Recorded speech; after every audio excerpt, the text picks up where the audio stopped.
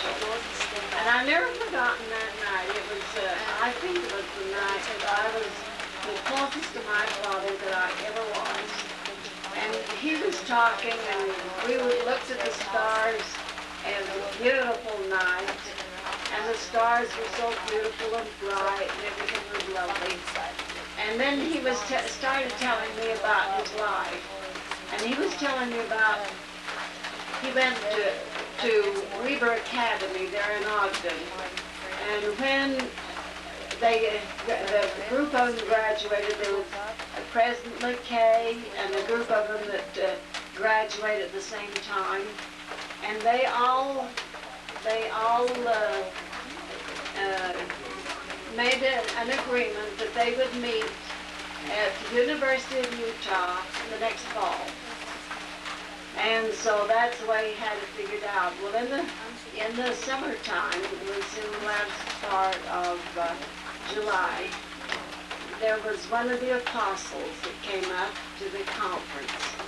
And he had Papa bring him down here to the Lower Valley. And Papa had such a prancy little team, and they didn't need to stop and rest and anything. He complimented Papa about what a fantastic team he had.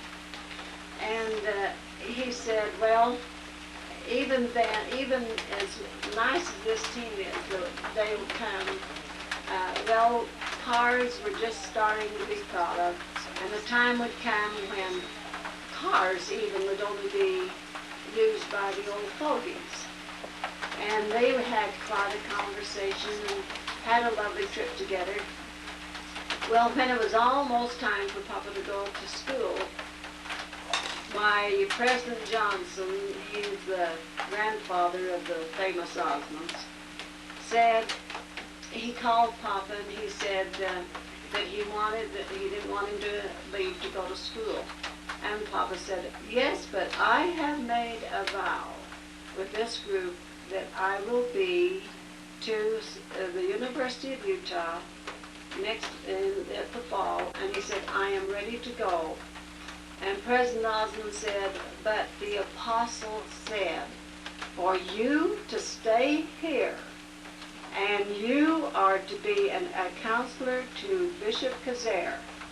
You know your schooling and that, and you are familiar with things like that. You're quite learned that way, and he isn't, and he has to have some help. And but Papa told Brother Osmond, he said, yes, but I gave my word, and you know that my father and all of us, when we give our word, we live up to our word. And President Osmond said, okay, we will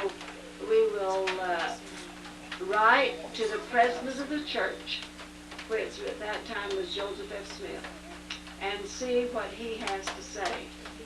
Well, the word came back that Papa was to stay. He said he never had such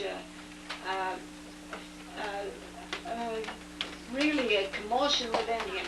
Should he disobey the church, the presidency of the church, and do what he wanted to do, and that would be to go back to school? Or should he stay like the presidency said? And he had a terrible time trying to decide. And then he thought, well, if I disobey the presidency of the church, I will be putting myself in the hands of Satan, because when I disobey even the highest authority of the church, that's where I would be setting myself. And so he said he stayed. And he says, you know, if I hadn't stayed, I'm sure I would never have married your mother. He said that I guess he was a rather handsome fellow, and he said he'd had quite a number of proposals from different women and girls, and I remember distinctly one of them's name was Coffin. But anyway, he said how he wanted to have gone to school, but he obeyed. And then he said he and Mama got married, and he said, and then all you children, And he said, I'm sure that had I disobeyed, I would not have had all you children. I think I would have been very healthy because practically every one of the ones that went to college that year, instead of doing what I was told to do, became very wealthy or very important. This included David O. McKay, which became the president of the church.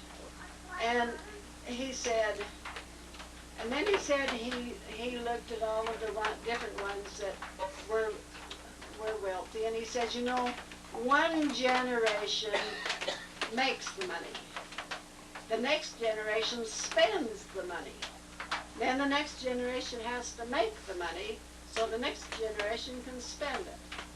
And he said, I watched that cycle so many times. So he said, I decided the greatest thing I could do for my family was to help every one of them stand on their own 2 feet.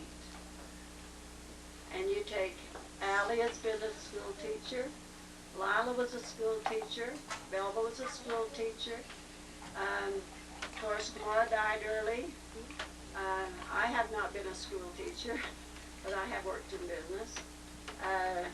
Rachel has done all kinds of things. She had a job of sewing, and her music is very sought after.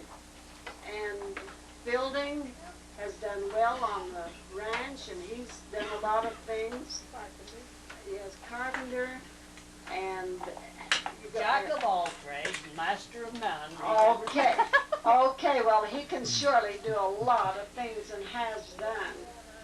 And then Louise was a school teacher, and Carol, she's done about everything there is. She is so very, very talented that she can